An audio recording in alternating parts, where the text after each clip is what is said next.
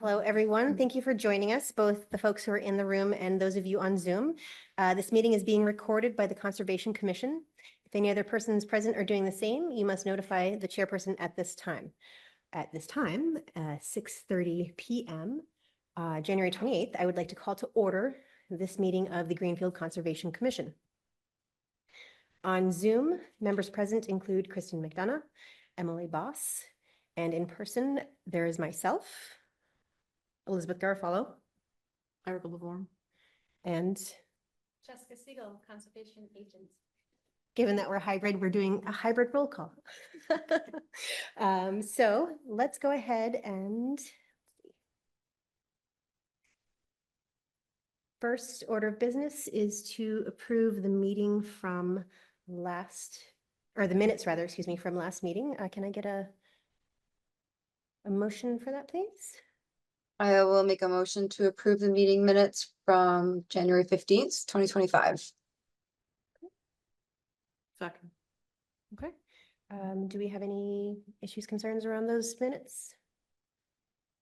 I did not see anything. Great. All right, so then we'll vote to accept the minutes, starting with Emily. Aye. Kristen? Aye. And I'm also an aye. Meeting minutes have been accepted. Okay. Moving right along, we have a public meeting today, continued from January 14th, 2025, request for determination of applicability, construction of 2 prefabricated metal buildings and parking at 001 Adams Road, map R05, lot 28A. The applicant requested to continue because they need more time to determine if they want to move forward with the project. Okay. So we will continue. Are we looking for a motion to continue that or do we need? a motion? Yeah. So the motion will be to continue the request for determination for 001 Adams Road to the next meeting, which will be on February 11th. Could we have a motion? Question. I will motion to continue that. Mark Stinson, hi Kristen. don't- If they know it's gonna be a notice of intent, why keep the RDA in place? So my understanding is they currently do not own the property. They are waiting they're waiting to submit an NOI to determine if they're going to be able to use the property, but they currently, actually, I should let you explain Okay. this. 'Cause you- Okay, so they have a project that they want to do and they're looking at this piece of land, but they're trying to figure out what steps they're going to have to take and what financial implications those steps have to determine whether or not they want to move forward with the project. So they didn't want to go right into an NOI because that costs money. So they wanted to do an RDA to figure out, one, if they needed to submit an NOI, and then 2, what kind of financial costs that would have.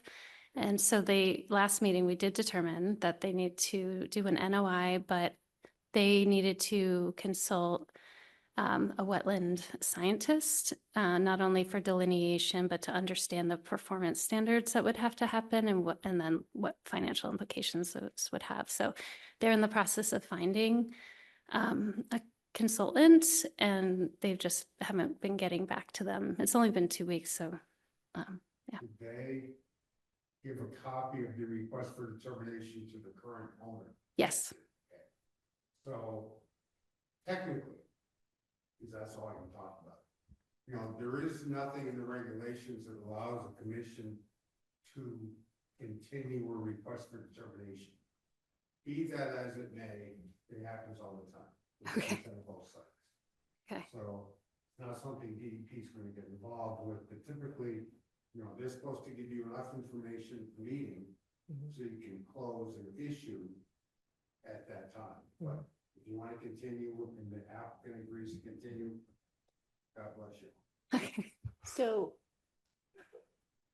given that we've already determined that we would need to be involved in any potential future construction, and the only thing that we would then be interested in terms of technicalities would be the NOI when that point comes.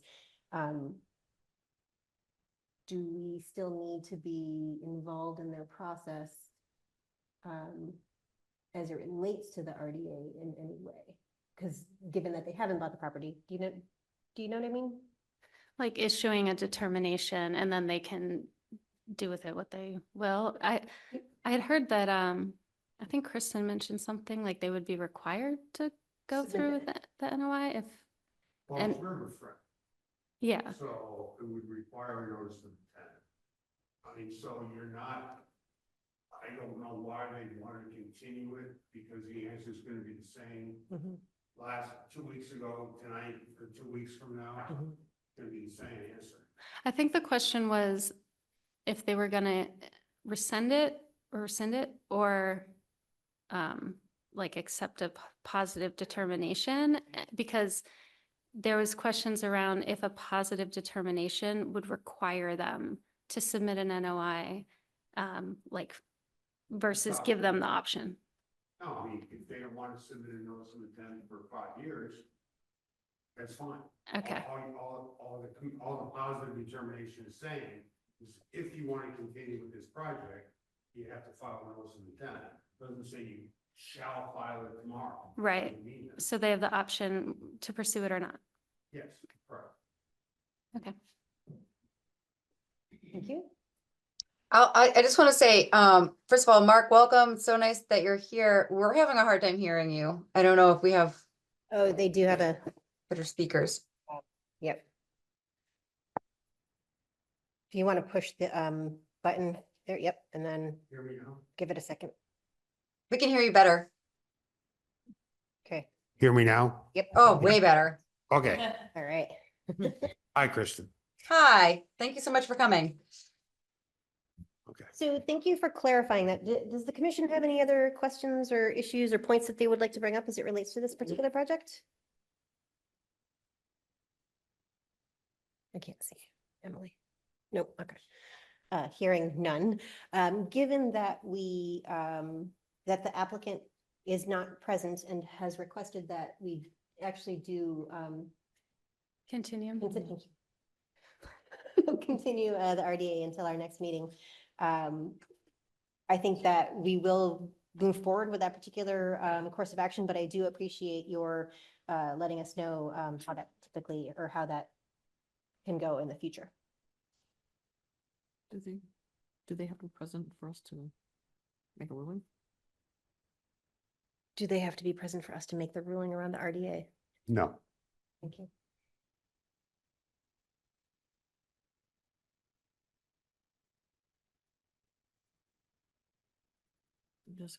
Just inform them, over the week and then.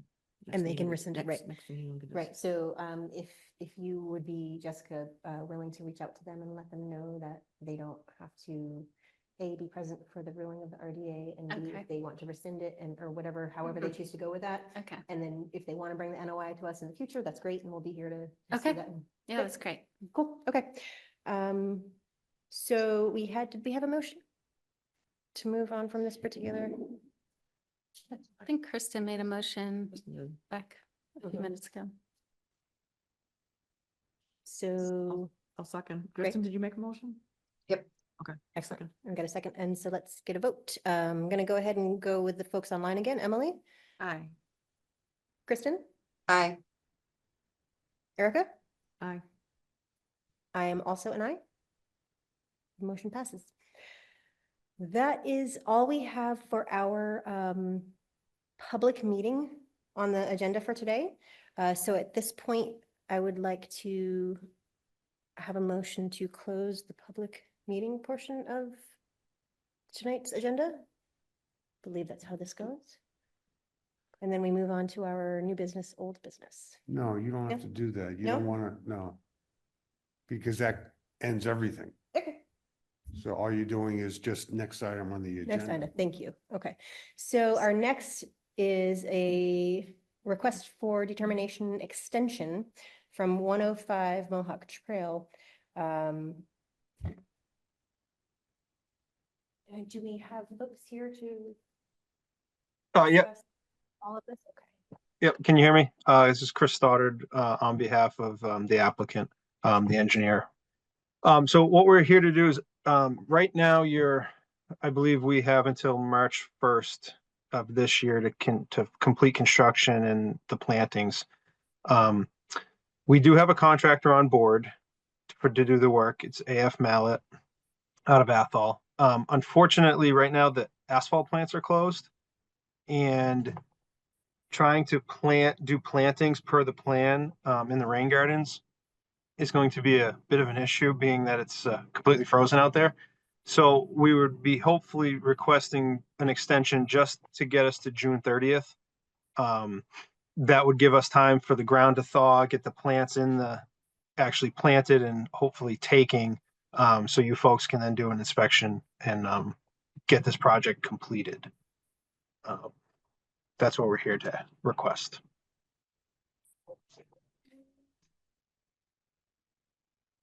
Mark Stinson? Mark again, I emailed Jessica information on the original order that I found it was recorded, but I didn't find any of the extensions as having been recorded at the registry. So the determination can neither be extended nor amended, so it's an improper motion. However, due to the governor's signature of that, whatever she did back in November, like an order of conditions, I saw Yeah, that, the 2-year. determinations are extended for another 2 years as well. So you can't issue an extension for a determination, but the governor in this is because of the Permit Extension Act that mimics what was done in 2010, 2012. It's automatically extended for an additional 2 years. So there's a COVID tolling extension that you're awarded because your permit Well, was issued. The 462 days, but this is something else. This is something the governor signed. Massachusetts's wonderful act of 2024, whatever they call it. It was like an economic Yeah, that's it. incentive to So, extend everything. If the determination was valid between January 1, 2023 and January 1, 2025, orders, determinations automatically extended for an additional 2 years, which I see you caught on all the outstanding orders, which is great. So it Okay. also applies to determinations. So Oh. you don't have to do anything. In fact, you can't do anything. Gotcha. So the governor has taken this out of our hands for the time being and allowed the extension regardless of, Yeah, yeah, okay. Which What is the expiration on that current order, Jessica? 3/1/25. determination or order? Chris, Oh, is it a determination? My bad. Yeah, it's a determination. Correct. Determination. Thank you. Thank so you. that's good for 2 years, additional 2 years beyond. So it would be what, 3/1/27? 27, yeah. Correct. 27. Okay. Okay. But I was confused about the order and the determination, I was as well. very confused. Yeah, I don't know that went through the proper channels, but So the determination is the governing document, not the previous order of conditions from 2010, right? so there was an NOI filed in 2010, and there was an order of conditions with that NOI. Right. And it seemed like, I don't know that any work happened, and then they started work after it would have expired. And what it looks like from our log is, and this was in 2019, that whoever was working then decided the RDA would be filed to kind of reenact the order of conditions. I'll just read it too, because it's, I seem to remember that. it said, work began on expired order of conditions due to error. RDA used to restore conditions, and that was in November 2019. Okay. So what you need to do is actually get a request for certificate of compliance in valid order that work was never started. Okay, And that closes that out entirely. And, the commission is going to review it, whatever was the commission approved under the determination Mhm. is the governing set of plans. Okay, So that's good for another 2 years, 3/1/27. okay. So Okay, you don't have to do anything. Except except just the, asking invalid. for a request for a certificate of compliance and issue an invalid okay, using Form 8B. okay, okay. Does that need to be recorded? Yes, if the original order was recorded, no extensions were recorded. So yes, any certificate of compliance must be recorded. Okay. And it's $105, Effie and Chris, to get it recorded at the Registry of Deeds in Franklin County. We can we can start that paperwork and get that over to you folks to issue. And what was it? I'm sorry, Mark, invalid. What did you say? Yeah, well, you'll be downloading the Form 8A, which is the request for a certificate of compliance. You'll be checking off invalid order, that the request for an invalid order, that the work was never started. Perfect. Okay, we can do that. Thank you, I guess. You didn't have to do anything, but that was fantastic. We're so Um, happy to have been able to help you. Yeah, all before our time. Yeah, so we'll get this project obviously finished. We will get this paperwork over to you, Jessica, so that way we can get it on hopefully your next meeting and you folks can sign it. We can get it recorded and get everything cleaned up for that property. Okay. So Thank you. Wonderful. thank you. Have a wonderful night.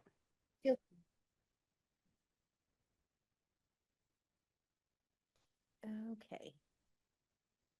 Up next, we have a notice of mortgage foreclosure sale, 179 Silvio Oconti Drive. We are, as the commission, to discuss if we have interest in acquiring this land. So this letter came in. I might be misunderstanding. See if I can share. Screen share.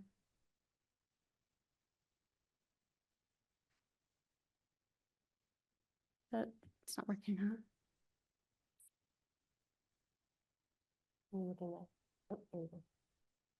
There we go. So this is the parcel that is being foreclosed on, and let's see, let me just get back to shoot. So part of it is deemed recreational land use. This 179. Wait, what did you ask? Whereabouts? I missed where you indicated on the map. Oh, it's the whole pink I was- outline. See that whole Gotcha, pink? okay, thank you. Yeah, so Yep. it's like kind of this highlighted parcel. And this is new to me, but from what I understand, you can file a request to have your land designated as recreational. Chapter 61C. Yes, and so they're foreclosing on it, but part of it will always be recreational because that's, so what they're saying in the letter,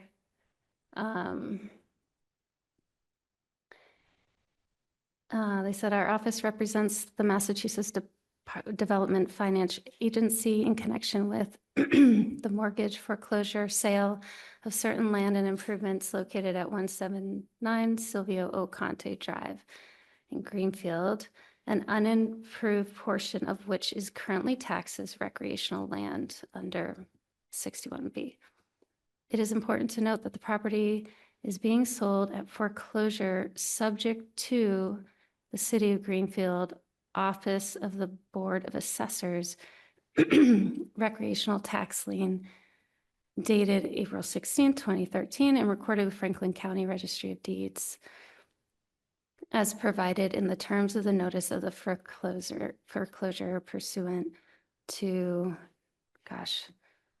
GLC 244, Section 14, a copy of which is enclosed herewith and as published in the Greenfield Recorder on January 15th, 2025.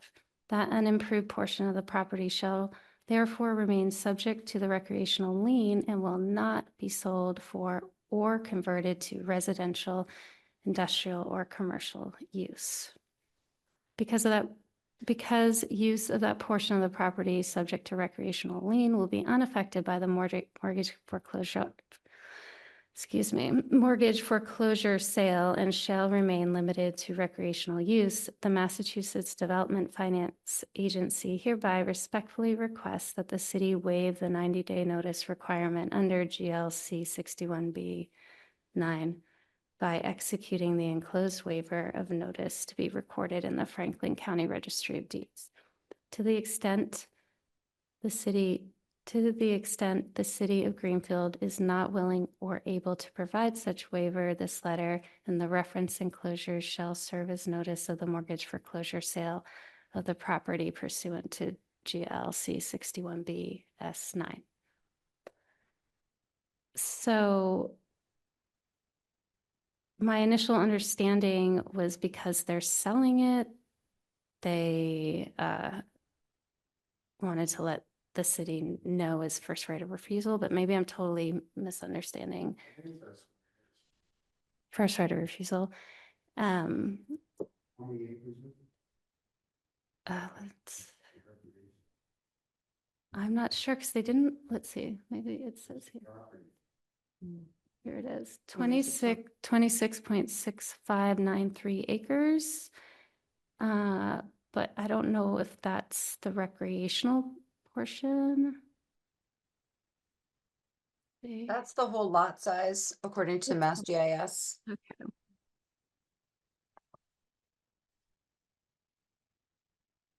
Which part was the recreation up where the Yeah, where the that's what pond we're- was? It's not shown on the map. So I'm looking at Mass Mapper and there is a little tiny piece of a perennial stream, kind of like on the northeastern corner of the lot. And then obviously there's Mass DEP wetlands like you were showing, Jessica. It's Mhm. not contiguous with other open space. But there's some open space to the west and to the east. It's just not contiguous with that parcel.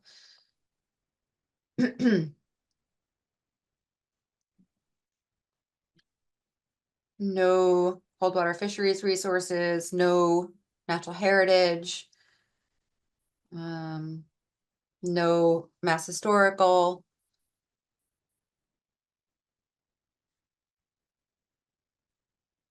I don't know about floodplain yet.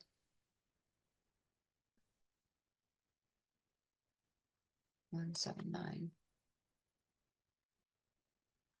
So just to clarify about some of the language, to my understanding of the letter, it's stating that the land is under 61B, which, as Jessica said, is, or the program that it's under is related to it being recreational land. This is not permanent conservation. This is temporary, but because it is under that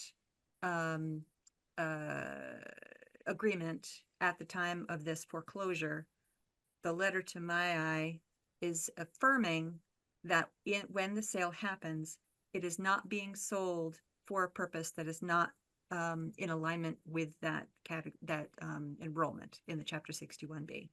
So they're notifying the town that it's for sale. Like you said, there's a right of first refusal. If the town wishes to purchase it, they may. We have the right, and they're asking for the waiver. But they're also saying that this whoever purchases it, the sale will be with the intent for it to remain in the same land use and not be changed. If it was changed, that's when the tax rollbacks happen and there's penalties for violating that.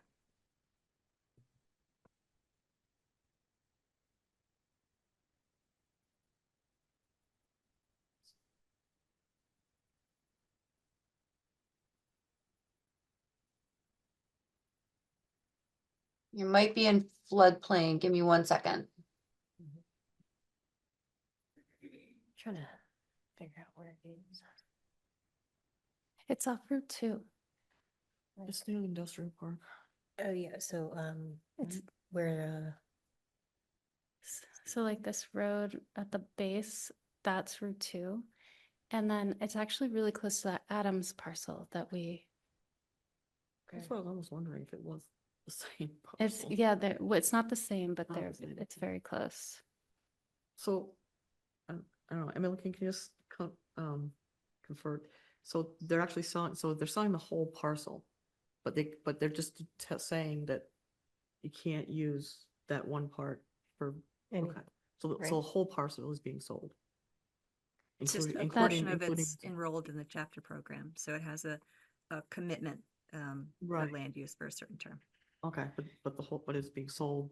As with- one but piece. With that on it. Right. Okay. And a portion of it is in bordering land subject to flood.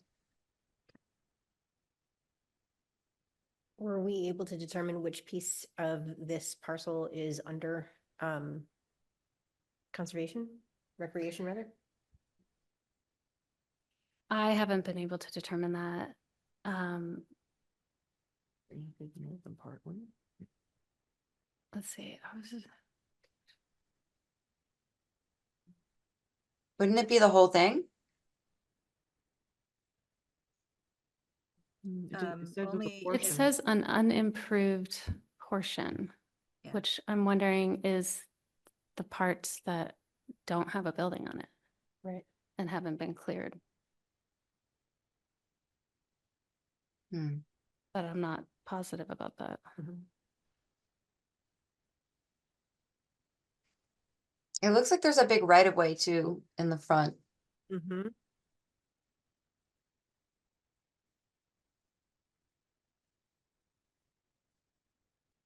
So what are you guys being asked to do tonight? I think that it's, if we are interested in considering it for purchase, and then if we aren't signing, we need to sign the waiver to kind of release them of that 90-day. That's my understanding of what this means. Can you show the map again of the property? Sure.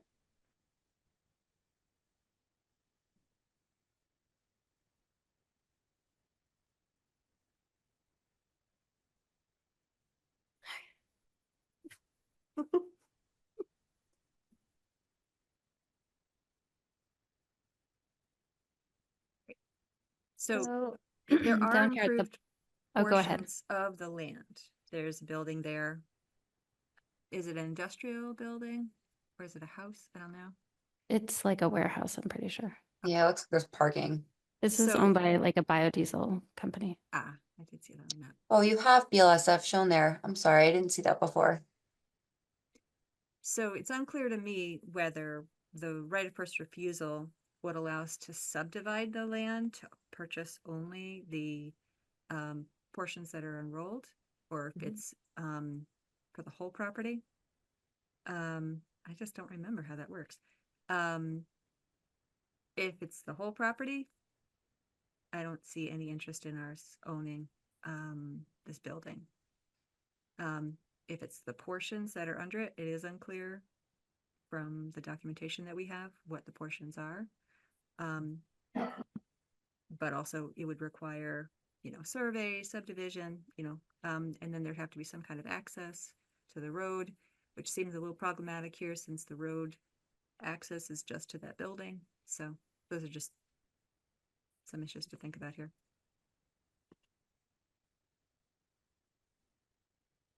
I agree. It's not that large of a parcel. It's not contiguous with other open space. There are a lot of resources on site, like the BLSF and the streams and that little blue line kind of on the northeastern side is technically perennial. The one that goes sort of north-south. Yeah, keep going down to the right. That little snapper on the right. That's kind of Oh, horizontal. okay. That's the only section of perennial. I think the rest is all just intermittent, which is still jurisdictional under the bylaw. And there's DEP wetlands and there's bordering land subject to flood, but we do have that big right of way. That building, there's no saying if it's an old building, if there's any sort of contamination issue, asbestos. I'm agreeing with you, Emily.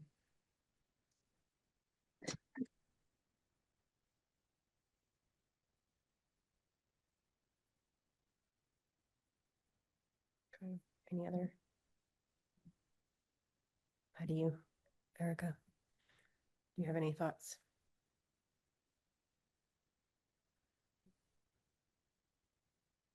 Just that with all the resources on it, it's can't be built on anyway, so, Mm-hmm. whether we own it or not. And yeah, it might open up more that we want to deal with if there's contamination or something. Mm-hmm. Sounds like we have an agreement amongst the commission that we don't think that this is an appropriate piece of property for us to acquire.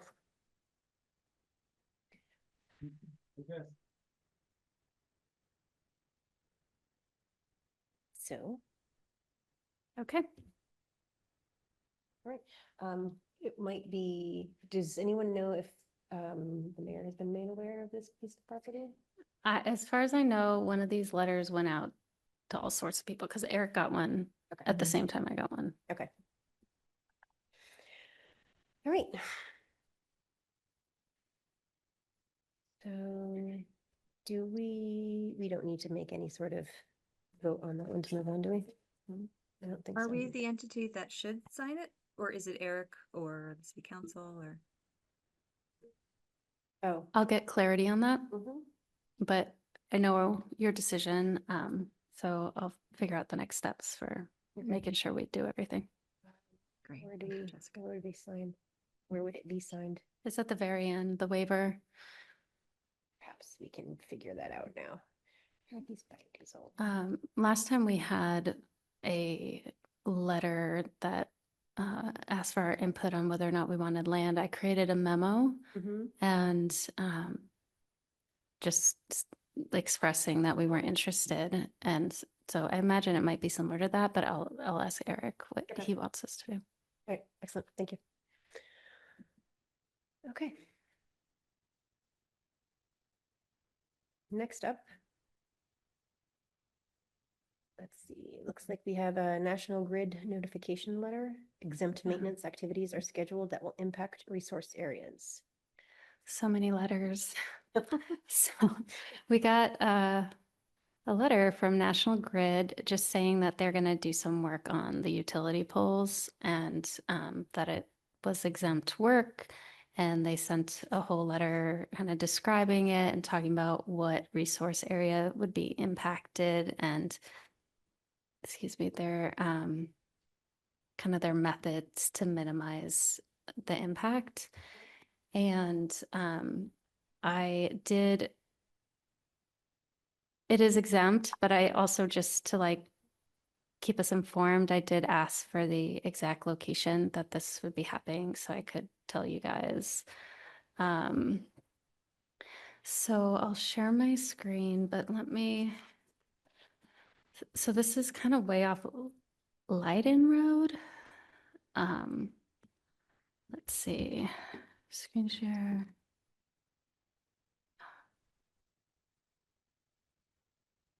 So here's Greenfield. So we come up Leiden Road here, see? And then you can see this is where the utility kind of Yep. goes across. So, I have an arc map screenshot for you too, but, This is helpful for me anyway. yeah, so this is from the map. So they're gonna access up Leiden Road and I believe they're gonna go up this private drive here. Mhm. And this is agricultural land. And so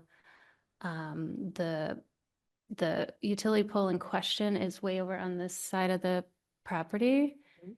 And so I'm assuming they drive around here Mhm. and then they access it here. Rather than going in through Country Club, which would have them going directly through the Ye- resource Yeah, area. I know for a fact they're accessing it off Leiden Mhm. Road. So this is, so, once we kind of went across the farming agricultural field, come down this way, these are the poles, you can kind of see them. Mhm. And this is the wetland. And here's the Macard. brook, it says McCard, but there's discrepancy. I think it's McCard Brook. And yeah, so they're just working here And I think it will impact this area. I did another one so you could kind of see without the polygon filled in. Mhm. You know, it's just this Mm. this whole zone, but here are the poles, and that's where they're going to be.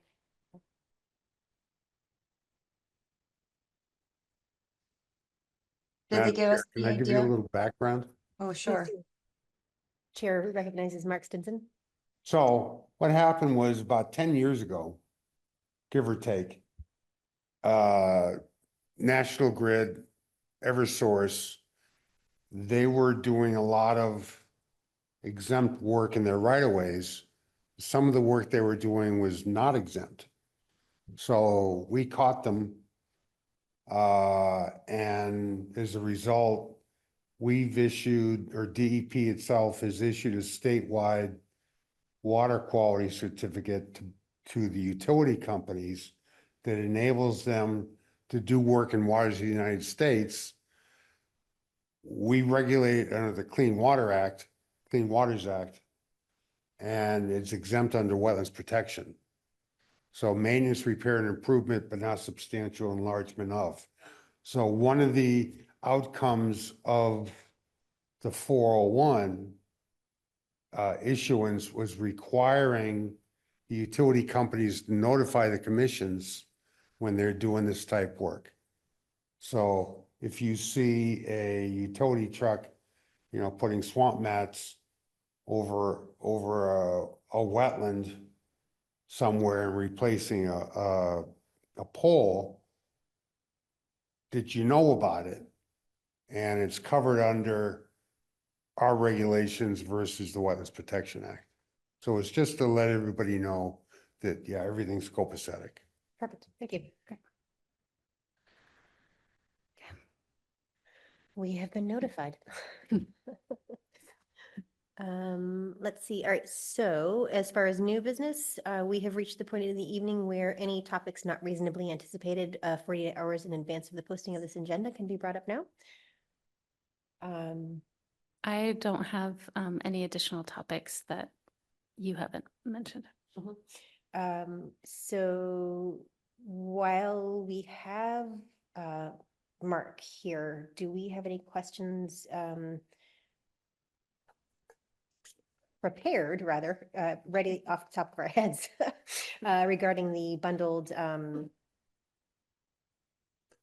order of conditions? for the Bundle, yeah, the bundled NOI? bundled NOI for the Mass DOT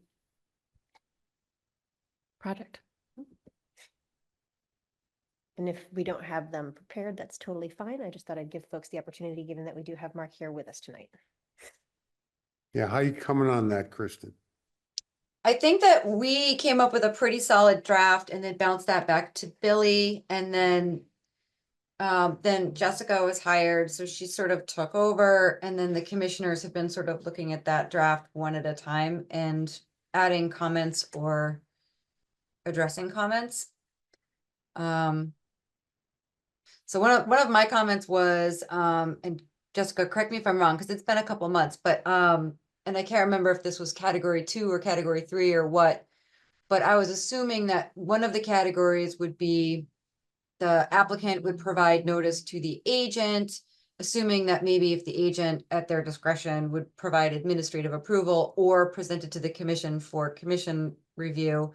And then the next category higher than that would be, it would just go for the commission. So that was one of my comments that I had think I put in there. I think that's what they say now is category 2 says, you know, Jessica, and she can bring it to us, but category 3 has to come before the commission. Is that what it was? So category 2 would be potentially administrative approval, or at the agent's discretion could go before the commission for a group decision. Category 3 would be definitely goes to the commission or something like that. That's what I was thinking That's what I read today. for the commission's consideration. Okay.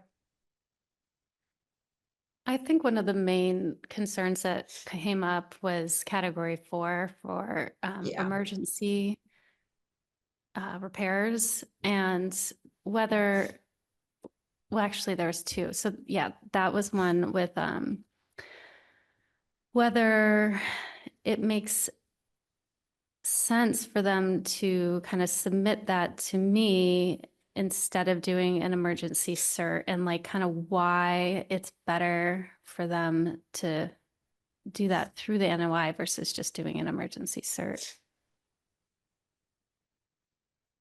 They limited, if I recall, the scope of work that's allowed under an emergency, you know, in terms of square footage.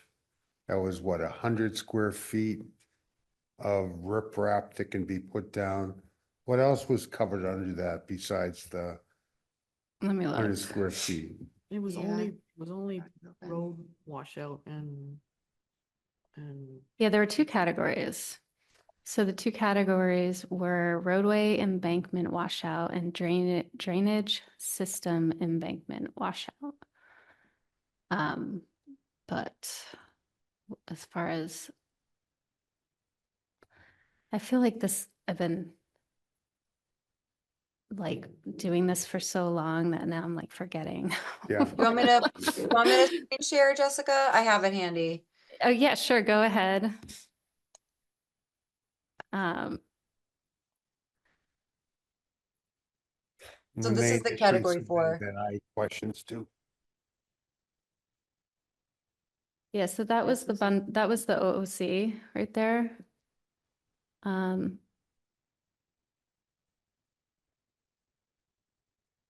Yeah, so I'm looking at the NOI right now, and it does say installation of riprap will be limited to less than or equal to 100 square feet. For washouts affecting bank, it will be limited to less than or equal to 25 LF, linear feet, maybe, of bank. Yeah. So wait, the Um, 100 square feet is for bordering land subject to flood, riverfront and BVW or less, and then 25 linear feet of bank, right? Is that what the NOI said? Is that transcribed correctly? Said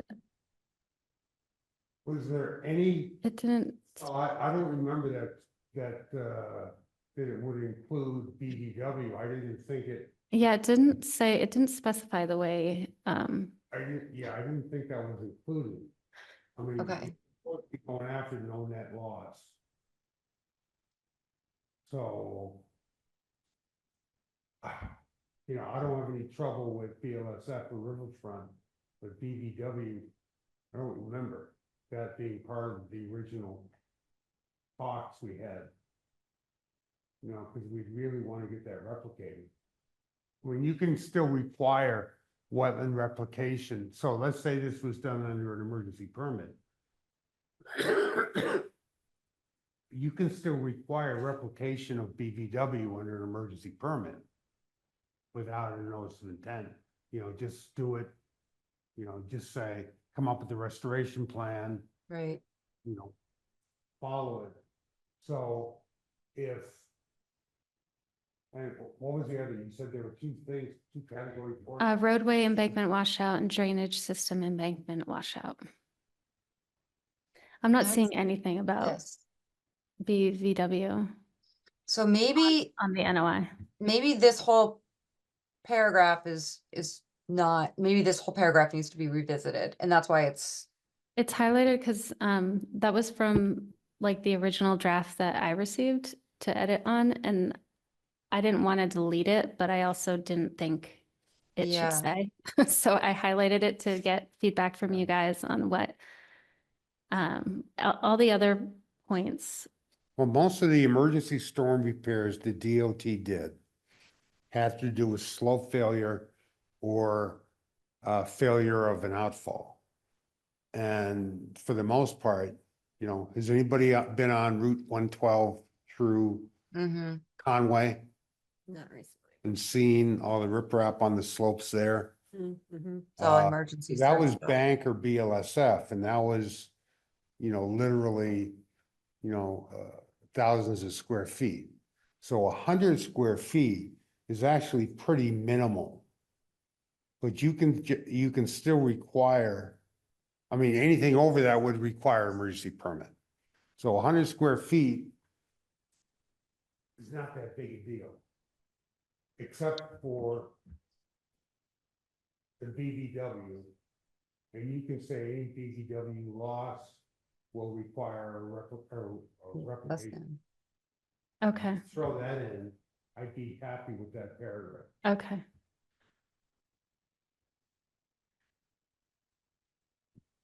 And then, Couldn't hear the last thing that Mark said, but are we accepting BBW or are we not putting any resource area in there? I'm just saying, if you decide to accept it, I'd like to see a restoration plan or a replication plan for the whatever amount of BBW would be filled by the riprap, if you allow it. I mean, you can just say, no, the riprap can only go on Bank, DLSF, and Riverfront, mhm. and not BBW. Any BBW would require a separate emergency permit. That's at your discretion. I'm not telling you what to do. I'm sorry. No, I agree with that. And I think that's why this is highlighted. This was language taken right out of the NOI. And so I feel like we as a commission really need to think about this and come up with what everyone's comfortable with. But 100 square feet is really a minor emergency, considering, you know, everything that happened in 2023.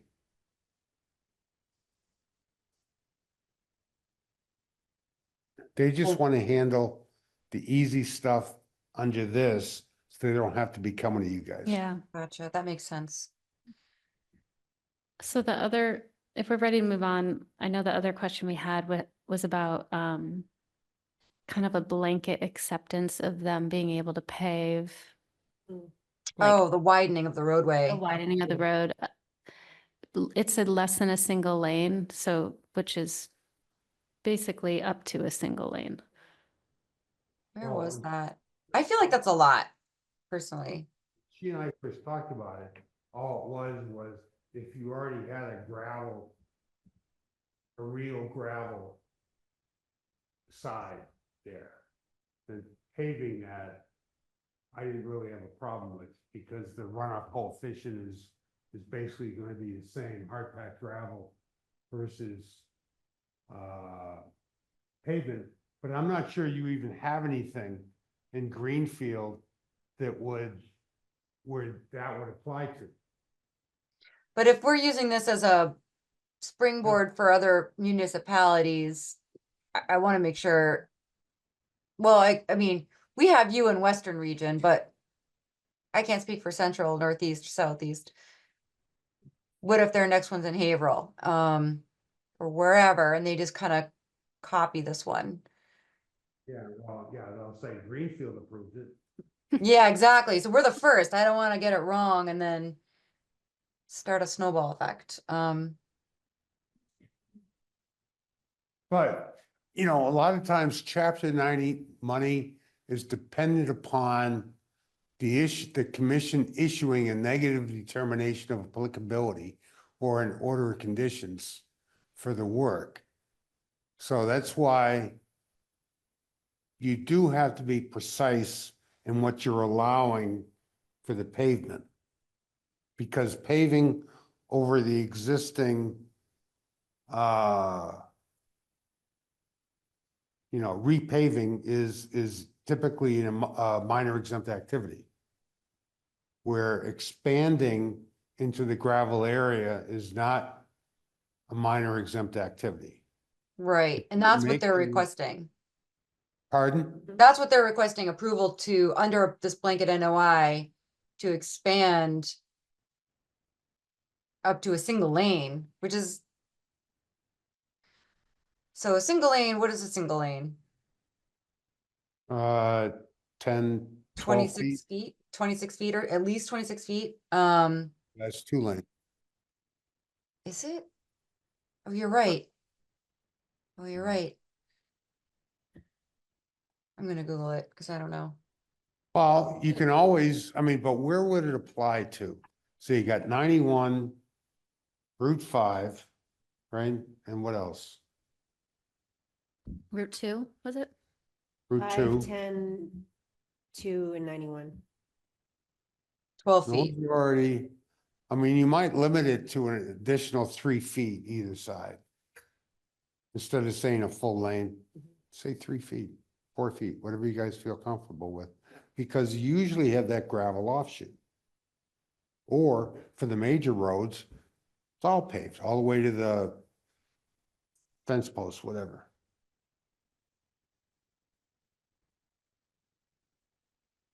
What do you Okay. think? Emily, what do you think?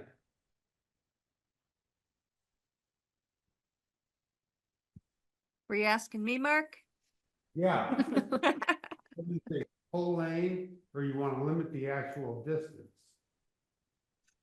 Um, Specific number. I think your suggestion is a good one.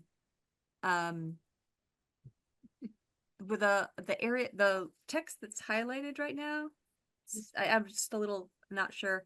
It says widening of roadways within jurisdictional areas, expansion of existing roadways within jurisdictional areas greater than a single lane in width does not fall under routine O&M and will require a new NOI.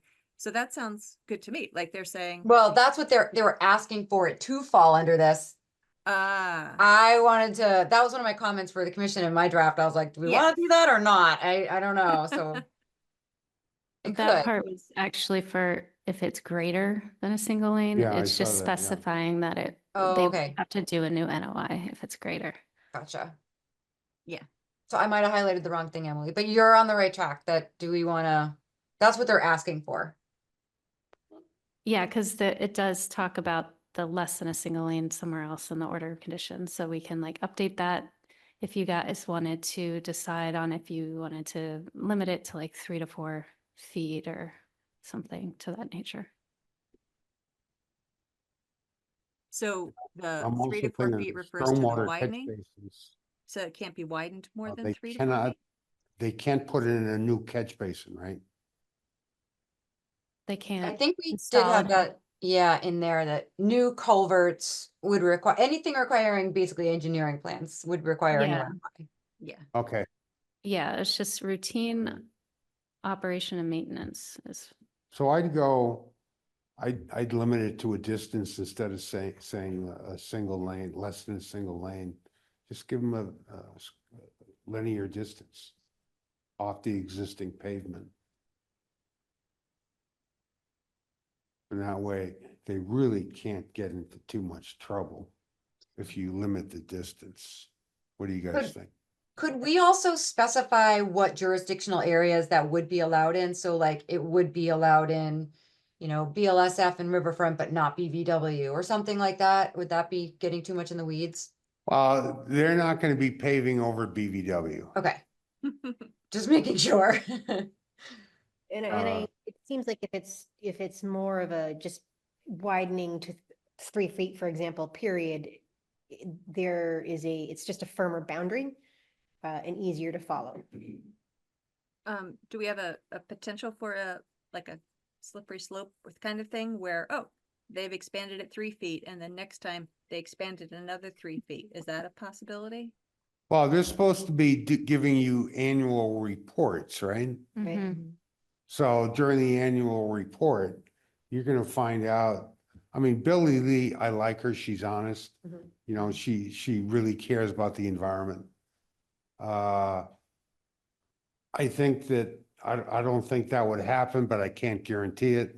But I see what you're saying. We could include verbiage that would say something to the effect of, if this particular stretch of road is under question again, within the 5-year scope of this, you would then have to come back to ensure that that doesn't go beyond that initial 3 feet, Sure, you or make, something to the you effect make of. that a single category, you make that, Extension. Yep. they get a one shot and anything over one shot is a category 3. Especially since this is, you know, they want to use this across the whole state. And Mhm. who knows which person will be approving it at any point, so better to be more limited. And I Yeah. didn't mean to pick on Haverhill. I don't know if the circuit rider for the Northeast region is the same as it used to be, but I like Pam. So if she's still out there, I didn't mean to pick on Haverhill, just saying. No, Pam is not a circuit rider anymore. Oh, she's not, okay. It's Alicia. Oh, I don't know her. I feel like the road widening piece was the biggest bone of contention when we met last time. Yeah, So- yeah, it was really those two that have come up repeatedly. Do we have any other questions for Mark while we have him here around this specific document? I just want to get this closed and out the door. Yeah. Um, Our plan was to vote, or their plan was to vote on next meeting, February 11th. Okay, good. Okay. Barring no further questions, clarifications on this particular document at this time, let's move on. Yeah, and if there's to- anything else before February 11th, let's talk about it. So you're ready to go on the 11th. Okay.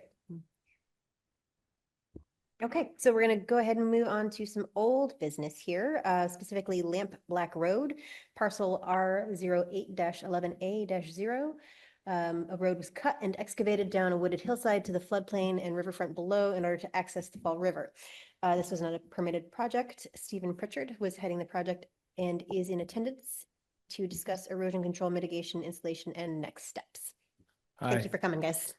you're welcome. Melissa Pritchard and I are here to discuss this matter. I sent Jessica some pictures of what I've done so far for soil erosion prevention.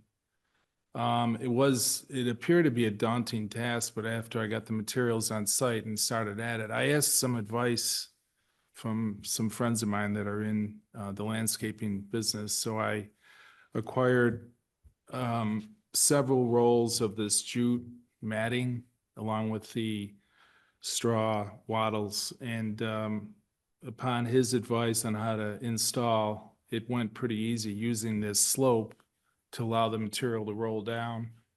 So I covered the edges, staked it with biodegradable stakes. There's still some staking that has to be done because you have to put quite a few in. You have to drill with a concrete bit because there is a frost line.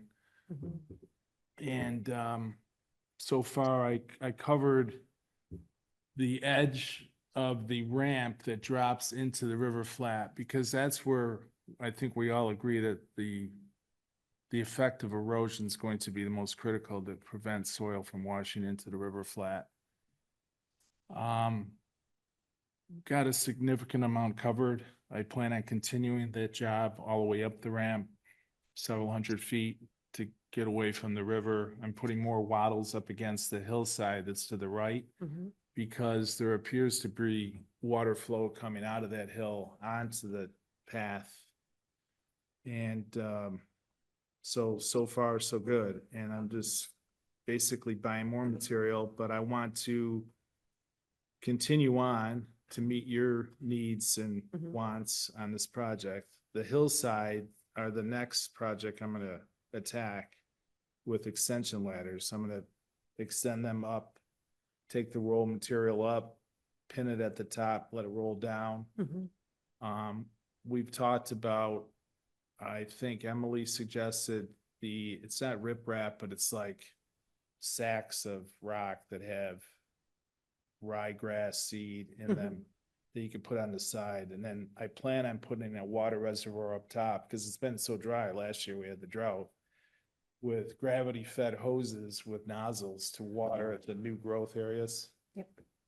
So I had a couple questions for you folks. I wanted to know if the Conservation Commission had access to the U.S. Forestry Service for tree saplings. And then the other thing was, are you going to recommend how many trees be planted in the barren area of the sidewalls where you had to excavate to make the path? And, the growing season, as the other gentleman mentioned, is not right around the corner. Right. Because I would say the frost is down close to 8 inches right now that you have to penetrate. So it's got to thaw before you can start planting root balls. But our intent is to plant a lot of trees to prevent further erosion on the sidewalls.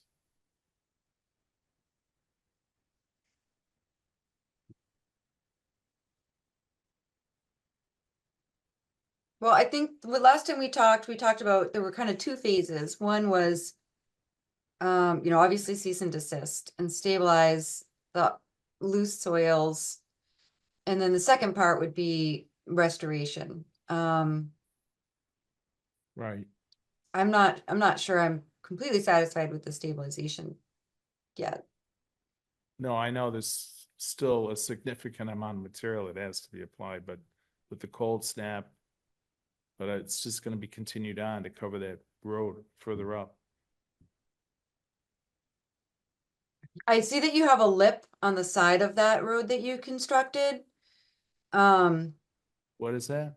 there's kind of like a, on the side, so you've got the road, right, that you've created, but then there's like a little lip on the edges, it looks like.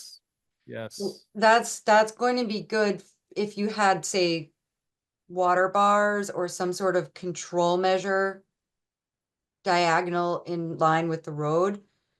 Because right now it's frozen, nothing's really moving right now, but if you get freeze thaw and heavy rain events, soil's just gonna shoot right down that road. It's also gonna be creating rills Right. and gullies underneath that mat on the slopes, but also it's gonna be shooting right down that road. right. So on the left side of this picture, I don't. Which photo do you want me to do? That's good. This one? Yeah. Yep. so My plan is to put, for your suggestion last week, straw wattles all along here. And on the other side, because the hill's over here. So I did install a wattle today. I have another picture, I didn't send it to you. But over here is the bank that Mm-hmm, comes down from the slope. So I plan on putting wattles over here because water is leaching out. mm-hmm. And she's right, is when the snow and the ice pack thaw, that water's gonna gush, so my concern is to continue bringing this up.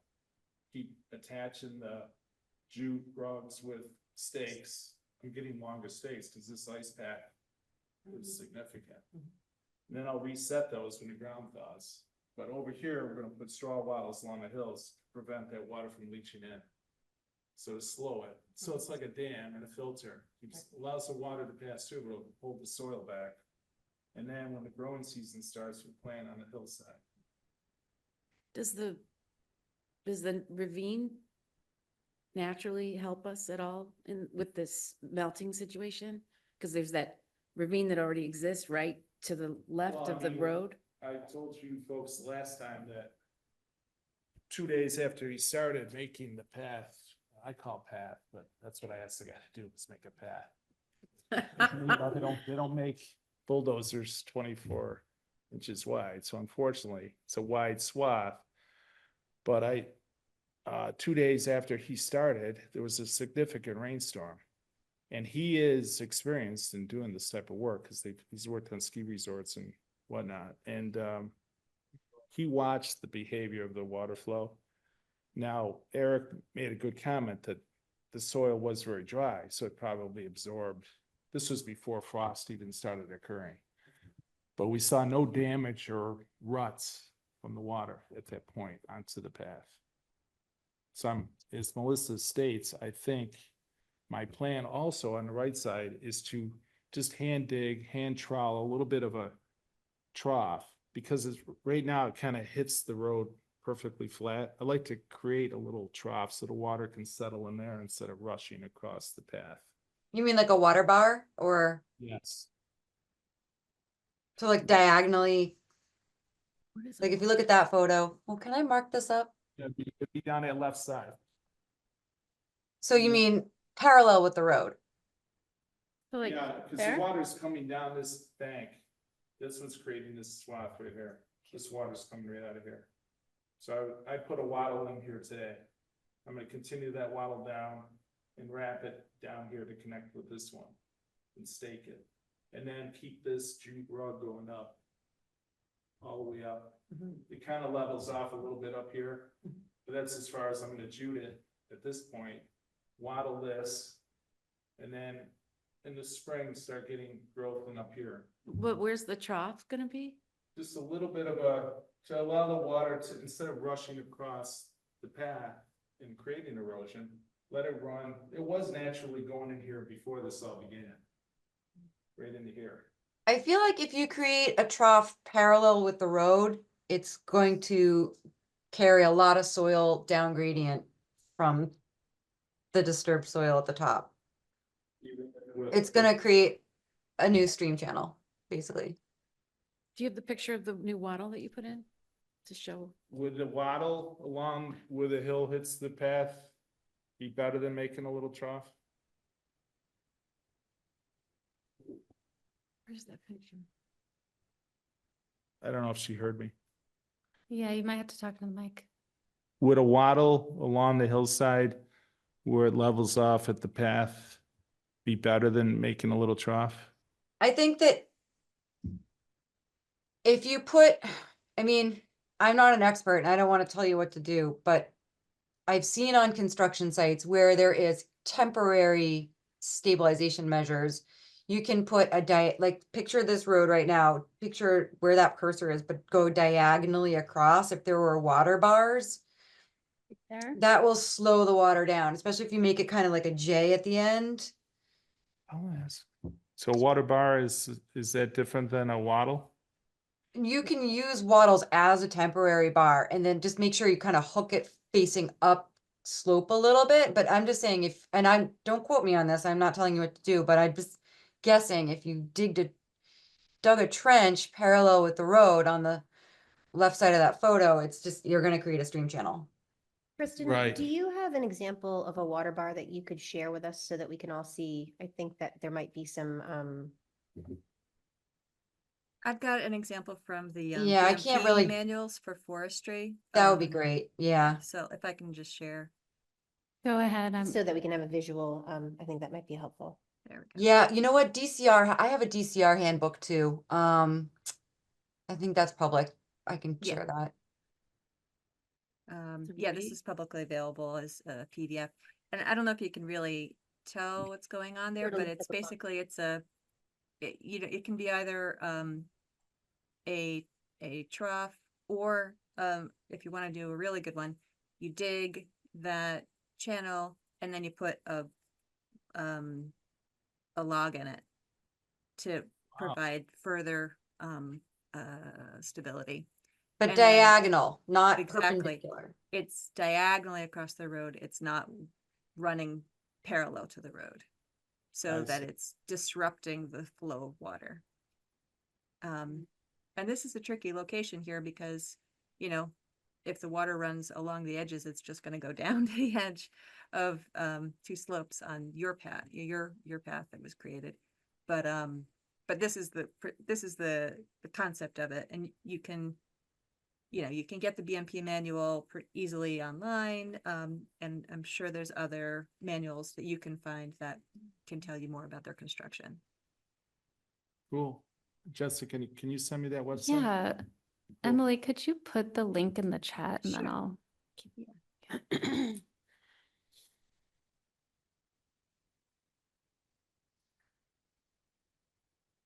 So no, I'm nowhere near completed with, you know, Mhm. addressing this issue. I will continue working on it until, well, we'll meet again and we'll keep path forward.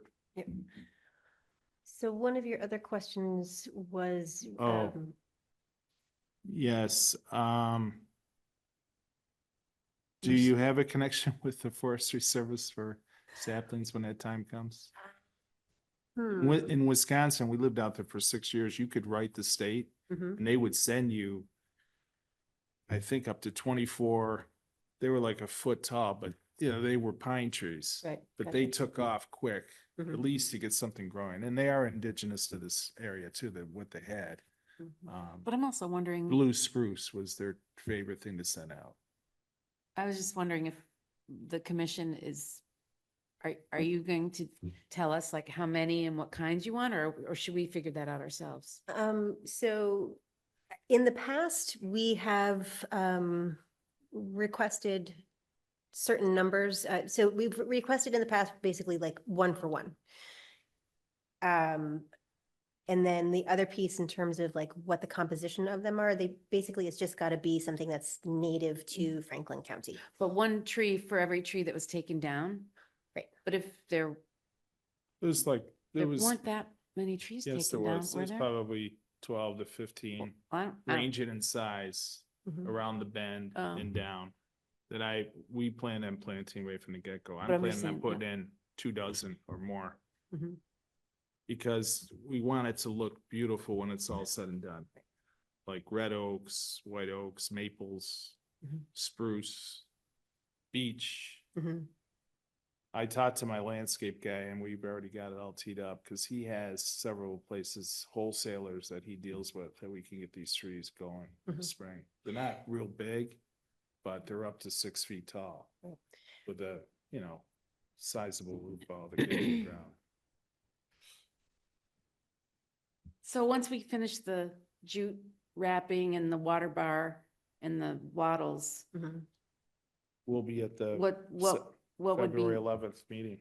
are you gonna finish all that by then? Yeah.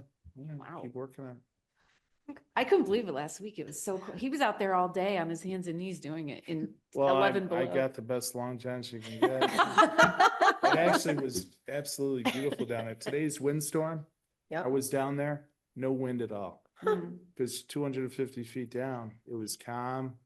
Deer were walking in the river. I mean, it's Did just you see beautiful them? down there. The other day I told you I Mm. saw too.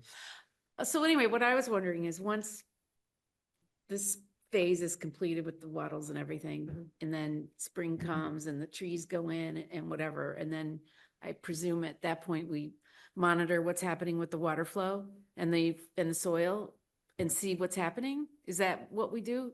Is that the, Yeah, can you bring up one of the photos Yeah. from last week? There was the one that showed the ramp down at the base that oh, was actually in sure. the resource area. Because I think that gets to what you were asking about, which is sort of once we do the remediation steps on the bank, what do we do about stuff that's actually in that water area?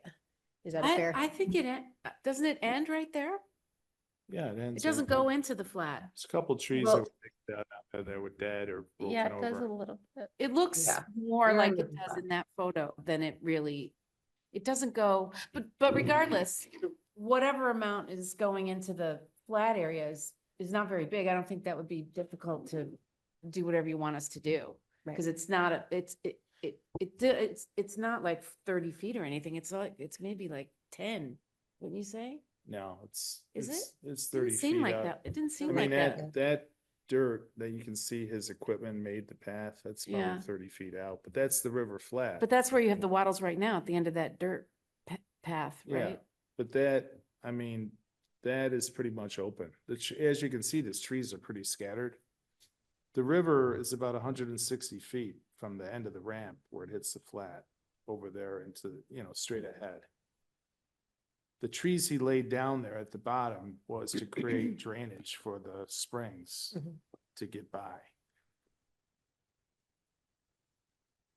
Well, we have somebody from the state here, and considering this is a perennial stream, right? Not intermittent. What'd she say? The Fall Brook is perennial, but First species happen. no. Well, not Oh, he's from in the state? layers from Mass GIS. I know, it's convenient. Yeah. Yeah, did we ever? Keep did we down, give that calm down. access to GIS? Yeah, I have a screenshot of the, Good. Would you please? I think Elizabeth, you mentioned the last time that the trees have to get established. If they die over a So this 3-year is with, period, remove and plant a um, new one. Yep.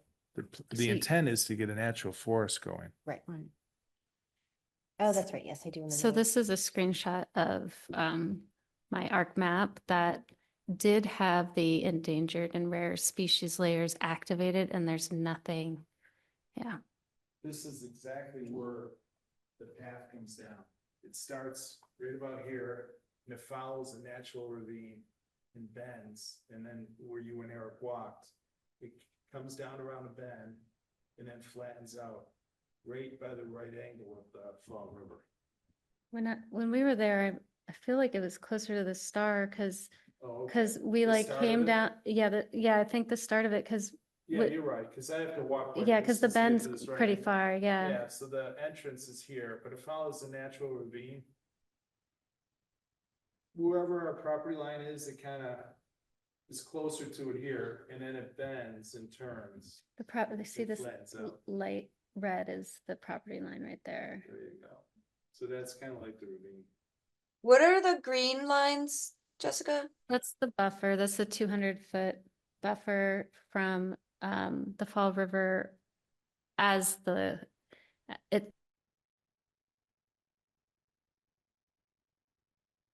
it's not actual rivers wider, so the buffer will extend further than it's shown Gotcha. on the map. And what are the blue, light blue? I think those are intermittent. Okay. Springs that dry up. Yeah. So 200 feet from the light blue would be jurisdictional under the bylaw. And then a conservative estimate is of the green lines is jurisdictional under the Wetlands Protection Act. Yes. Yeah, and you got floodplain down the bottom there.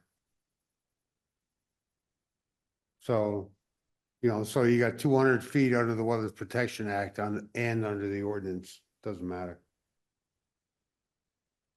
So usually, most commissions would say, give us a plan. Tell us how you're gonna do it. Tell us when it's gonna be done.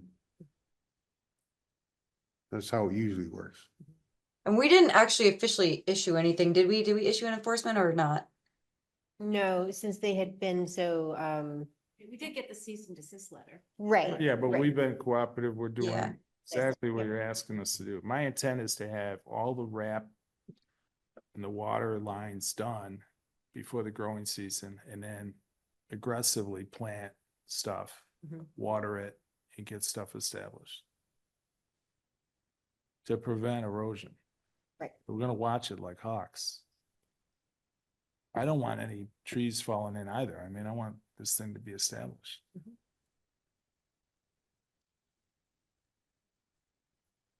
So do we want to impose a deadline or do we want the applicant to come back with us with a restoration plan for us? My feeling is, given how cooperative they've been, I don't feel like we need to have any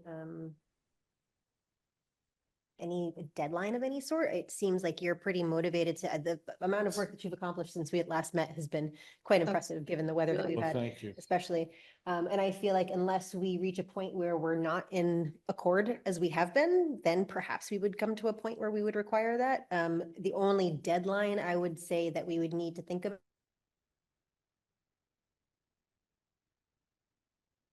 would be ready to do so. Getting those plants in as basically soon as is Yes. advisable, given the weather.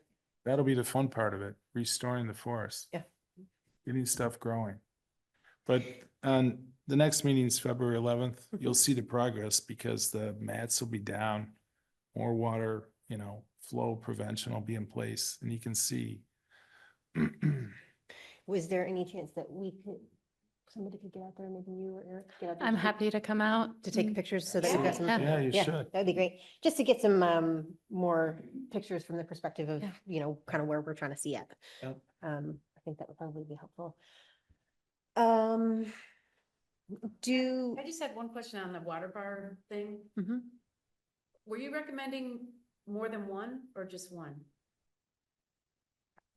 Well, I haven't been to the site, so I don't know how long and how steep that road is, but I put a document that the DCR uses for trail maintenance on the Google Drive. Jessica can share that with you. I'm not sure if I can put stuff in the chat because technically it's open meeting. But we can send that to you and you can use that as a guidance. and I'm not aware of any connections that we have for sourcing trees. I Sorry. just thought I didn't think so, but I thought I'd ask. Never hurts to ask. Okay, and was that, seems like you had a list of questions. Did we address everything? Is both from the commission's perspective and from yours?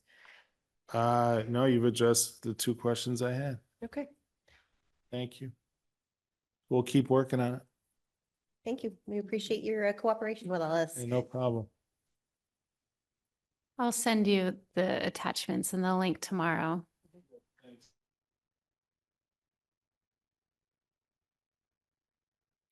Come out and we can coordinate via email what time would work. Yeah. Yes. Okay.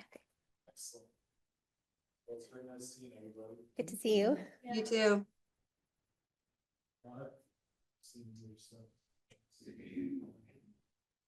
Let's see. All right. Thank take care. you. Safe travels. Give them just a second to figure out a little bit and then we'll move on. Okay. I am. I know. I'm like, I thought I had a There's- water bottle and I cannot for the life of me. There's a water fountain there, right? Yeah, It's I only a thought- water bottle filler. maybe I just remember bringing it in from last time. Yeah, it's off. My Jenny, I'm mystified. All right. Let's see. Up next, we have the land donation, the 3 parcels offered for donation to Conservation Commissions. That's R 37-53-0, R 37-54-0, and R 37-57-0. We are going to discuss the visit that myself and Emily and Jessica had with the mayor to go walk part of those properties. Unfortunately, the only pictures that I took while we were there were of a moose track. So. Important thing. Yeah, I was really excited. Emily, were you able to? I did find, I thought I had taken several, but I just took 2. And I wasn't able to navigate the folders very well, so it's in the meetings folder for that property, not the one you sent me the link to, Jess. And I was trying to move it and duplicated you- it, so it's. What do you mean the it's meetings? The meeting, today's meeting, the folder for today's meeting, and there's a Oh, today's folder in meeting. there for that property. That's where I put it a little earlier. Okay. Let's see. Okay. Yeah. Wait. There's multiple One- copies. of the Okay. Yeah. It documents. just it says the Please date of the delete them. 15th. It wouldn't let me delete them once I made them by accident. Here, let's see if Okay. I'll share my screen. Sure. Okay. So this was once we went through, well, I guess this would just be the trail we were walking down. So we had to Yeah. walk quite a ways to get to the So properties. could you actually start with the Yeah. map Yes. of the parcels, please? Yes. One of the things I'd like to point out is access. Okay. Thanks We for haven't made a reminding me. decision appreciate yet, your perspective. right? This is No. still, we're deciding. So where we are? Okay. Okay. Thank you. I don't, Good night, Mark. Good night. Oh, Take it bye, easy. Mark. Thank you so much. You're so helpful. Yeah, thanks so much for your help. Okay. So let's do the map first. Wait, so I'm sorry. We're still deciding on these parcels? We haven't decided yet? No, we're just conferring. There was a site visit and now we're talking about it. Okay, gotcha. Okay. yep, Thanks for the refresher. yeah. It's like there's a delay with my mouse. I don't know There what's it going is, on. okay. Okay. So could you point out, please, Jessica, where we accessed Okay. So from? this road on Mhm. the western part of the map is Route 2 Mhm. that goes towards Shelburne Falls.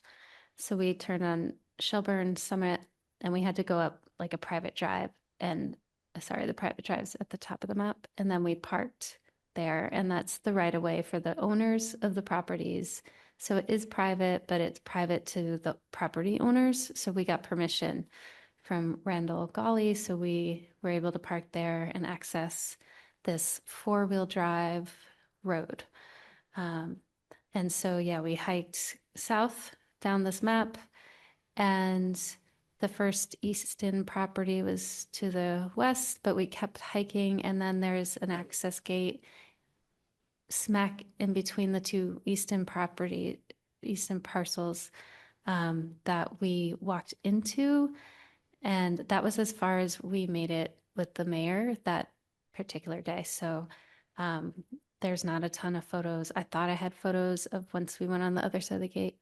I have some other photos I can show that's of Randall Golly's property just for the sake of the conversation, but yeah. So before you move on from this, one of my questions is, because the way we accessed it required specific permission Mhm. from the owners of those other parcels in between the Easton properties and where we parked. Mhm. Is there actual public access that would, like, you mentioned there's another road where you can go in from. Well, if you see Me too. down at the southern part of the map here, this is Shelburne Road, like Old Shelburne Road. So Randall Golly's property does touch it, but it is steep. And I'll show you. So like this is Randall Golly's property. So see how it goes like straight down to this. Yeah, what's the creek, and then, street like, straight address up. on his property? I just want to look at it. There's not one Okay. that I know of Um, anyway. I can figure it out. Yeah, I can help. So that's 91, where's? So there's frontage on that road, but it's the real estate development potential is pretty slim considering that would be like a bridge.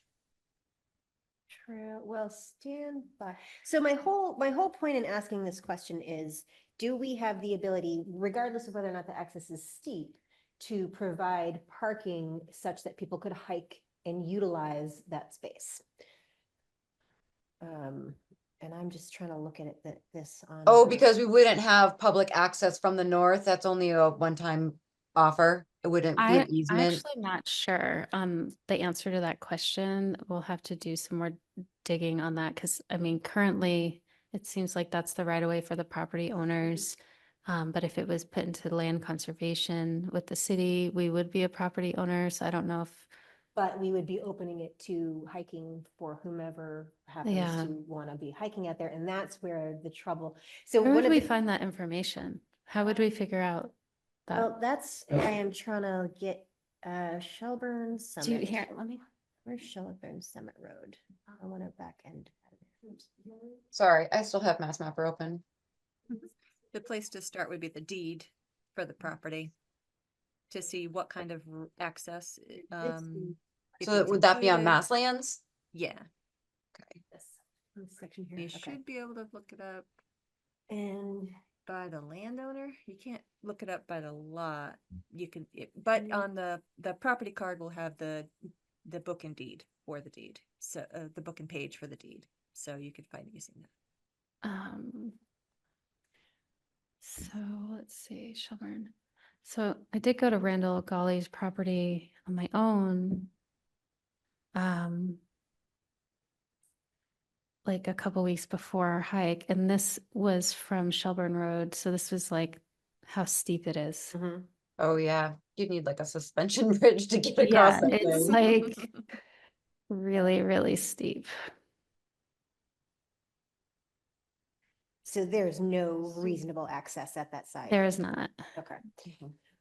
There's like this little fire road that's actually on the property to like kind of the northeast of his, that's also owned, seems like by a family member, Mhm. but it Well, maybe goes if in- it were just foot traffic, you could like do switchbacks up the, Yeah, Yeah, maybe. Yeah. not as ideal as the northern route though. no, so In the north, in the northern route, is there any place, if we did end up owning the property, that we could pass into and then have some parking there so that they're not parking on somebody else's property or? Well, so they'd have to be driving down that, like, it's maybe like a logging road. It might be a little bit less than a I logging actually road. have, It's not even, so like, really- Randall Golly sent photos of the access that we took. So this is Shelburne Summit. Mhm.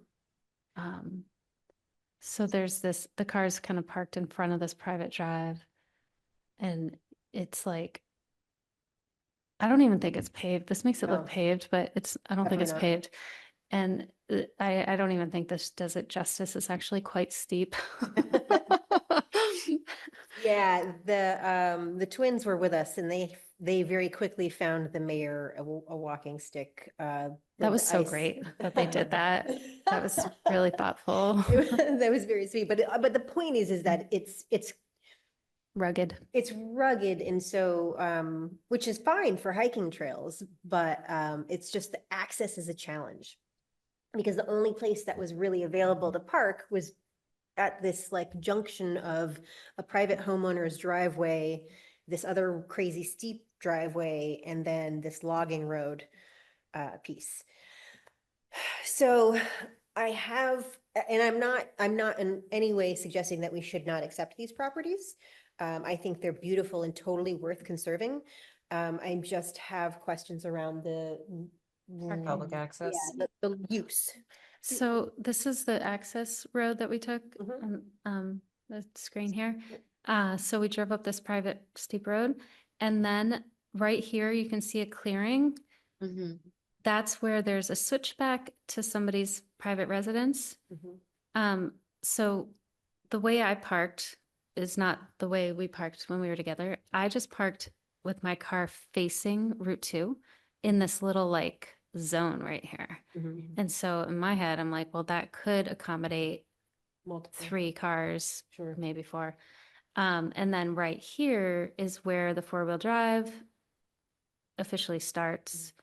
And then we hiked pretty far in here, and So my concern with all of that is that none of that parcel that you've just described is part of the property that we would be taking possession of. And that's Well, not it's a but it's a town right road. away. I guess I hear that, right? Like I get that we as the owners would have right of way to access that. I'm thinking about it in terms of like neighborly relations.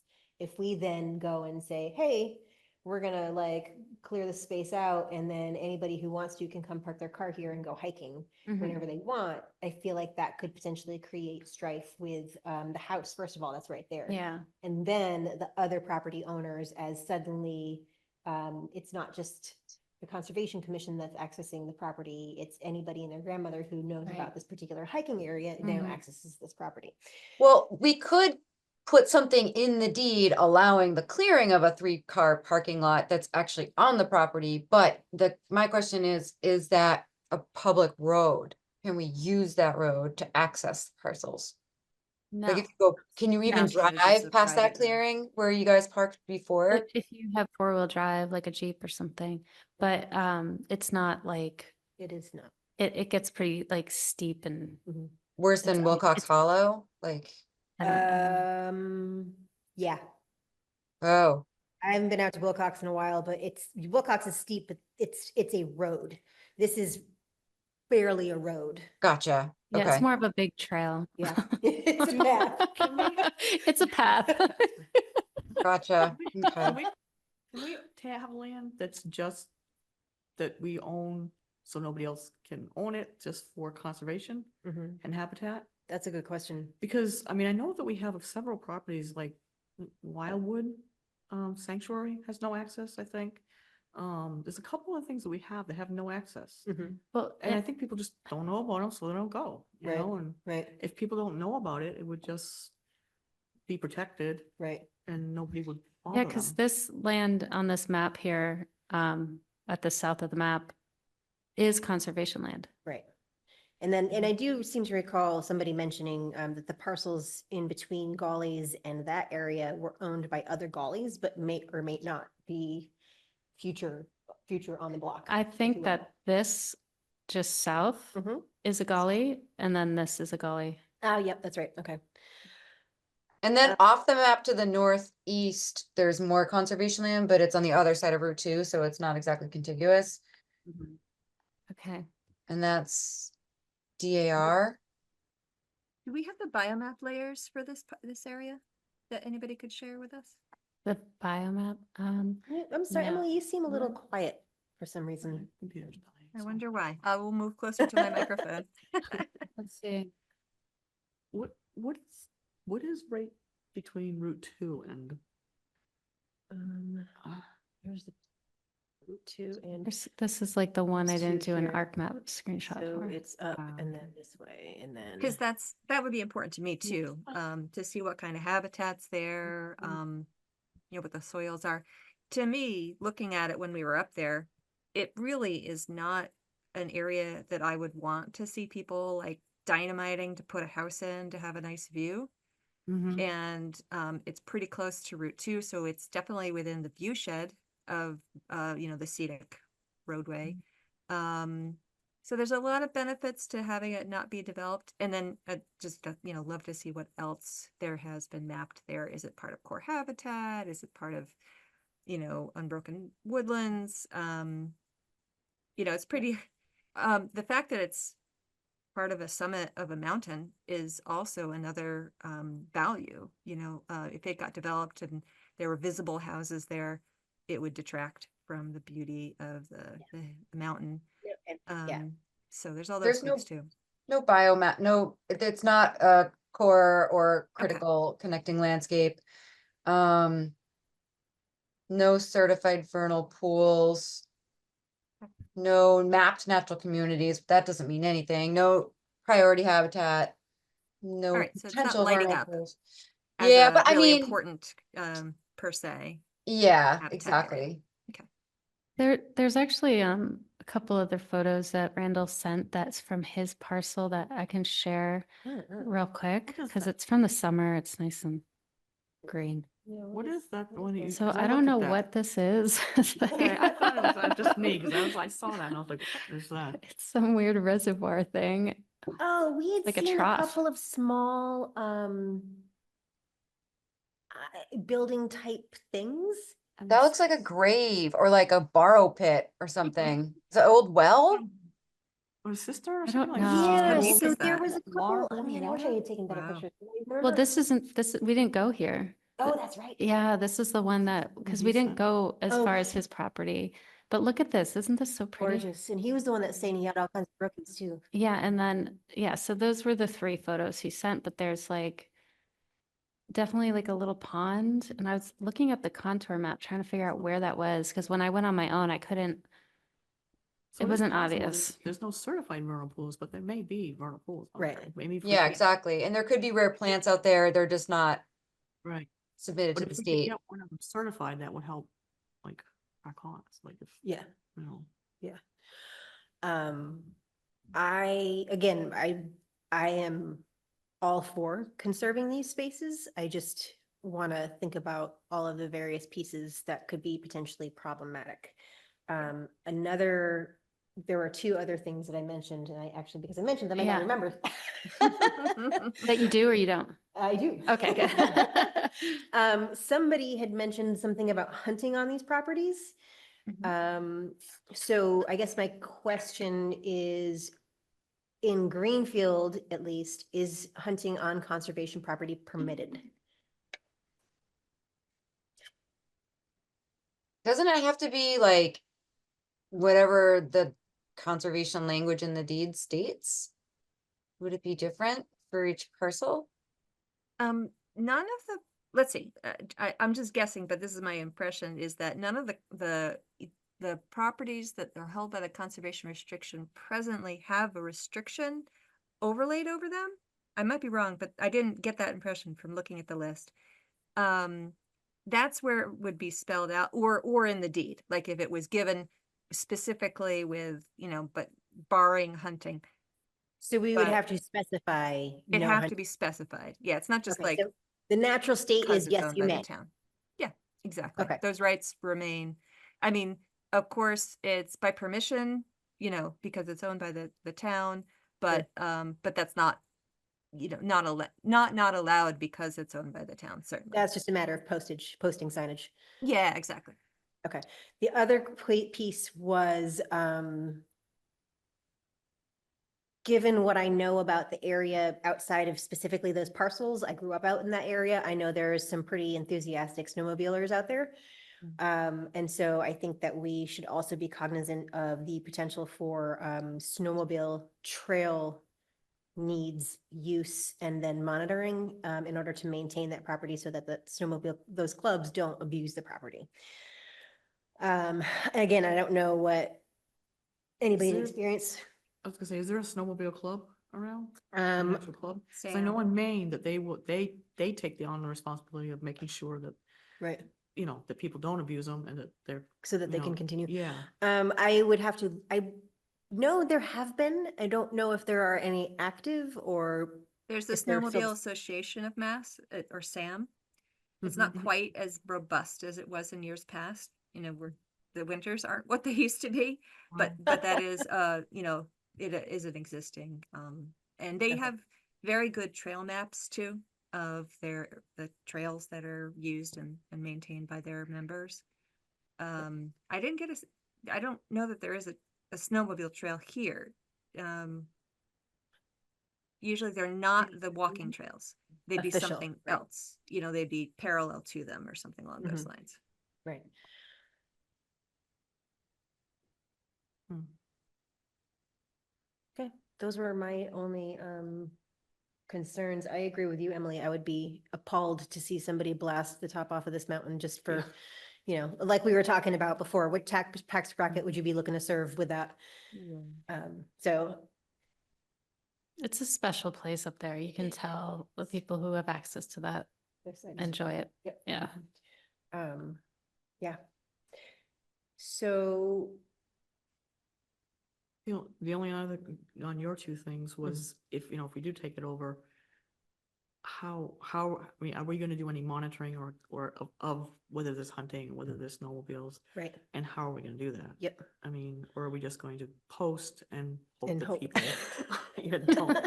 don't abuse it? Yeah, yeah. Um, Yeah, because it's not like the one, Kristen, you've mentioned a couple of places that you go on the regular. It's not like, it's not as accessible for maintenance and upkeep of, monitoring as some of the other properties are. mhm. So what are our responsibilities as a commission, should we decide to accept these parcels as it relates to taking care of the properties and maintaining them and making sure that they are not abused? And did we find? Well, I out- feel like the biggest concern with some of our conservation lands are illegal dumping. Stuff like that. I don't think that's going to be an issue on the site. So You'd have to work pretty hard as far as that goes. And you had another? I was gonna say, I think the last mayor was talking about, do we have any liability if somebody gets hurt up there? not if it's public, if it's, Okay. we Yeah, talked about that on we the, talked about it. yeah, yep. Found out. So no So, liability okay. if anybody gets hurt up there? Unless you're That's taking the law money. of the land. Unless you're taking Oh, money. I okay. think that was what we were explained before when we talked about that, when we were talking about the conservation land up on the ridge, which by the Yeah. way, is still No, not I know. settled. I said- Oh, yeah. Last mayor, but That anyway, was, yeah. Oh, yeah. Hmm. So have you heard from the mayor since we, No. about this? No, okay. Did you send we were gonna send her an email with not only the maps, but Points that we had. yeah, Okay. No, I did not. okay. Um, So we did summarize those points in an email at some point, right? The three of us had emailed the whole Yeah, commission. we kind of, went back and forth a little bit about what we remember from the day. Okay, so, So, yeah, we need to, I guess, decide now what we want in it. yep.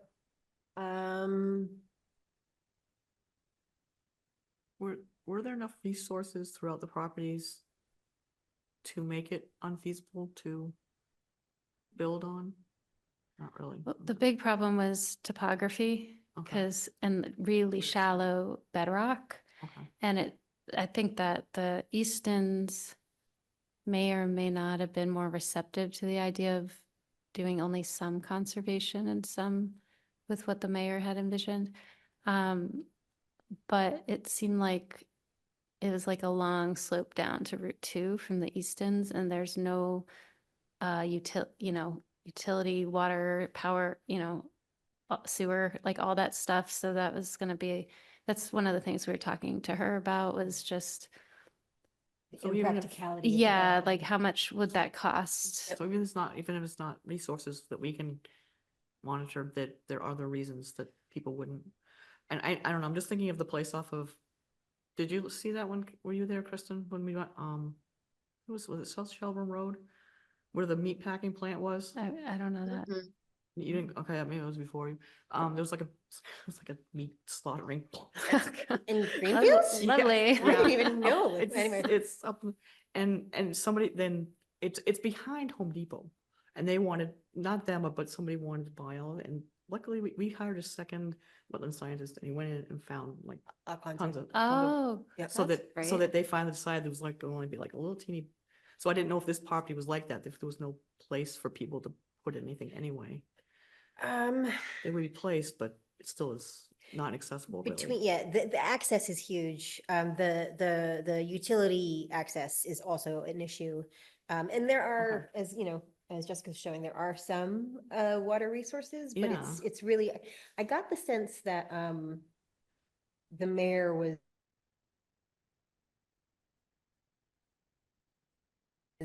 here and Then she wanted to talk to, like, Yes. a different landowner that was more towards town, like the town section of the Easton property. Mhm. So I know that she was kind of exploring one more avenue of access, but Mhm. that was, yeah, That was leaning mixed into it. toward. So, did you send her that topo I map? did like that day. I Okay. just like went back and did it, Okay. but Would you be We- willing to send her a follow-up with the topo map with the images that you've got, plus the bullet points of like what our- what images? His? some of whatever you've got? Okay. It's not even just topo. There's a perennial stream they would have to cross if they're accessing from the south. Which is a pretty significant hurdle as well. Well, yeah, the steepness of it was one of the things that was impressing the mayor in terms of it's in being inappropriate for development.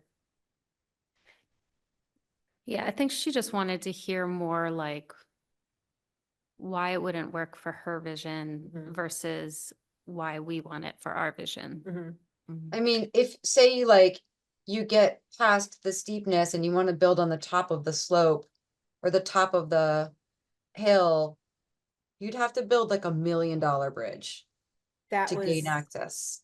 yeah, that was, yeah. That was the other piece. But so my question is would you be willing to send her a follow-up email with the resources that we have collected for this?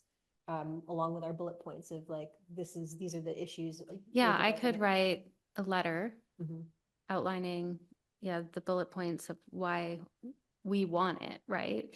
Not why it wouldn't well- work for her. I think she was interested in what we were saying as to why it was not conducive for development. Okay, Here's why we think it's not conducive for development. Here's why we would like to put it into conservation. okay. I think Okay. that point that you brought up, Jessica, also about the shallow bedrock is pretty significant. Yeah, That I kinda whole hammered that. mountaintop. Yeah. I really hammered it in like the whole hike. Yeah, I'm like, there's it's- some more bedrock rock. Yeah, I mean, it's like, if you look at the 1 to 24,000 scale surficial geology, that whole, all 3 parcels are all shallow bedrock. So there's really little development value there, I think. Yeah, so I can send that and you want me to attach photos of like the beauty, not that. I mean, kind of. This is all The I, water resource this is type. all I have for Yeah. that. And then I have those steep, Oh, yeah, those were. Yeah, because she didn't Yeah. walk down there, right? So No. scare her with the topo. yeah, yeah, I can send those. So I'll send the letter and say like, please see attached photos. Yep. Perfect. Okay. Thank you. So I'll just pull the bullet points from what we've discussed already, or Yes, from the, and from the, I think it's all in the email too, so it's not Oh, quite, right, quite yes. as, okay. don't have to necessarily sift through all of these notes to find that stuff. Because Emily had a couple of really good points, I think, that she added to the email. Yeah. Okay. Okay, let's close out some tabs. I feel like we had, let's see, land donation enforcement updates? That just forever lives That there. just lives there, okay. Well, then in that case, I think we have come to the end of our time together for the day. I feel like. I think that was great. Yeah, Less than 2 hours. it went well. All right. Okay, let me. Perfect. So, right, so we want those pieces of property to go into conservation. And we want to go ahead and close out the meeting for tonight. What, we're done? Kristen, you're up. This is my cue. Motion to adjourn. We'll see you on the 11th. Second, all right, we have, let's vote. Emily, Aye. Kristen, Aye. Erica. Aye. I am also an aye. We will adjourn this meeting of the Greenfield Conservation Commission at 8:20 PM, January 28th, and we'll meet again at 6:30 PM on February 11th.